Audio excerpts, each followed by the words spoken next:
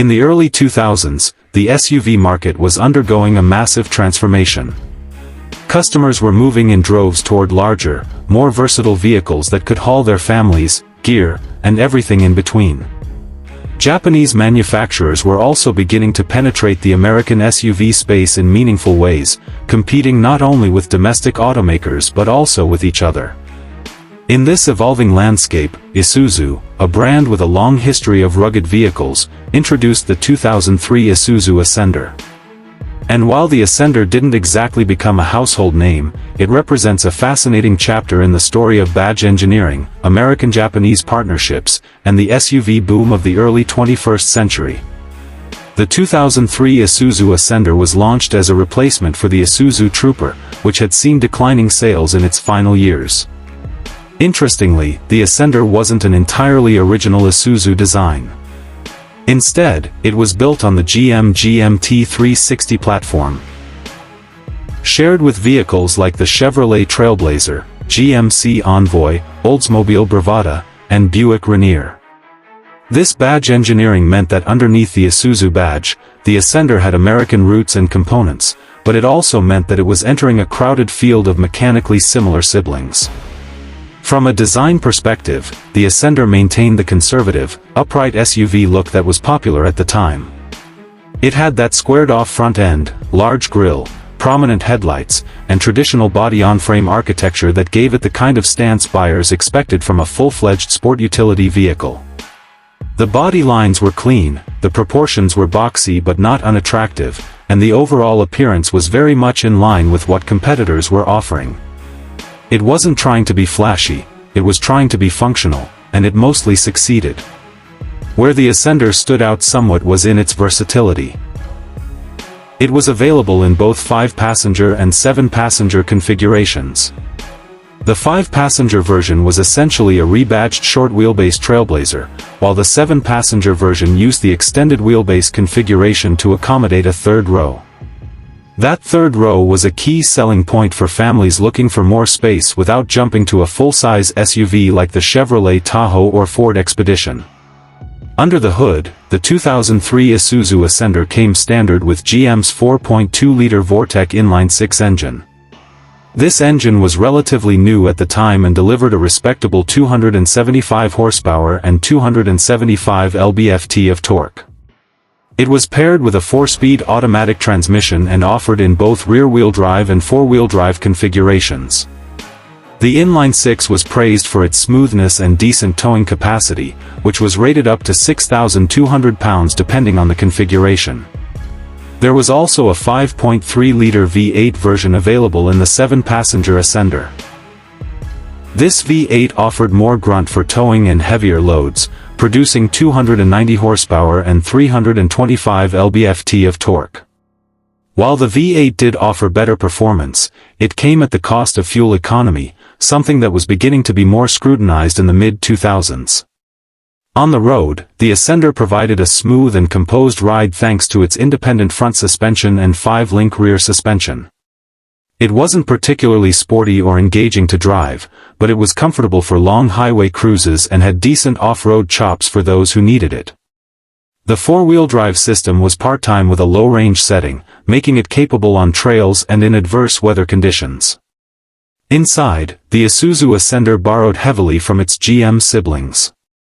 The dashboard layout, switchgear, and materials were nearly identical to those found in the Trailblazer and Envoy. This meant lots of hard plastics but decent ergonomics. The seats were reasonably supportive, and the driving position was commanding, giving the driver a clear view of the road ahead. Features like power windows, air conditioning, and a CD player were standard, while higher trims offered leather upholstery, premium audio systems, and rear seat climate controls. The 7-passenger model's third-row seat was tight for adults but usable in a pinch, and it folded flat to expand cargo capacity. With all the rear seats down, the Ascender offered ample cargo space for camping gear, home improvement supplies, or luggage for a weekend getaway. Safety was another area where the Ascender performed adequately. It came equipped with dual front airbags, ABS, and available traction control. Side airbags, however, were notably absent in early models, which was a downside in a segment that was rapidly improving safety features. Crash test ratings were middle of the road, reflecting the platform's age and GM's safety priorities at the time. One of the Ascender's strongest suits was its value proposition. Isuzu priced the Ascender competitively, often undercutting its GM siblings despite offering essentially the same vehicle. Isuzu also offered a generous warranty and roadside assistance package, hoping to reassure buyers who might have been wary of the brand's shrinking U.S. presence. This value angle made the Ascender attractive to budget-conscious buyers who wanted the Trailblazer's utility without paying full price. Yet for all its competence, the Ascender faced an uphill battle.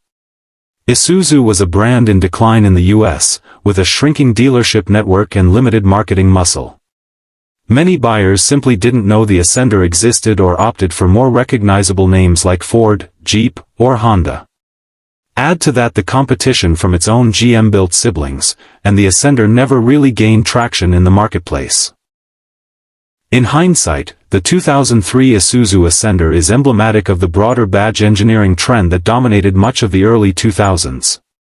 It was a practical, reasonably well-equipped SUV that checked most of the boxes buyers were looking for. But it lacked a unique identity, and without strong brand support, it struggled to stand out in a crowded field. The Ascender remained in production until 2008, after which Isuzu exited the U.S. passenger vehicle market altogether. For many, the Ascender was the last Isuzu they ever saw on a dealership lot, making it something of a swan song for the brand's U.S. operations. Today, the 2003 Isuzu Ascender is largely forgotten, overshadowed by more successful GM models and newer crossovers that have taken over the SUV market. But for enthusiasts and collectors, it remains a curious piece of automotive history.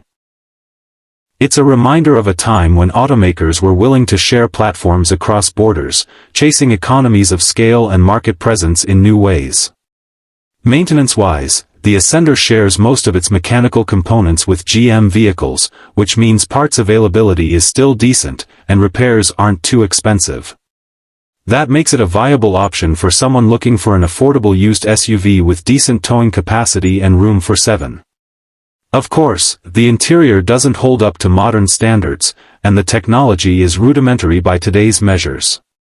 No touchscreens, no advanced driver aids, and definitely no Apple CarPlay or Android Auto. But if you value simplicity and mechanical reliability, the Ascender still has a place on the road. Fuel economy is another weak point. The inline-six returned around 14 to 20 miles per gallon, depending on drivetrain and driving conditions, while the V8 fared slightly worse. In today's world of hybrids and efficient turbocharged engines, that's not impressive, but it was about average for its time. Looking back, it's hard not to appreciate the Ascender for what it was, a practical tool aimed at families and utility-minded drivers. It was never meant to be a style icon or a performance machine.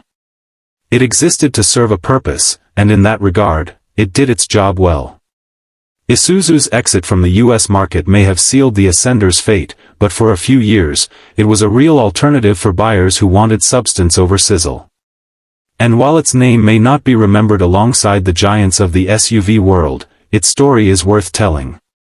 Whether you see the Ascender as a relic of failed badge engineering or as a savvy budget buy, there's no denying it played a role in shaping the SUV landscape of the early 2000s. And that alone makes it worth remembering.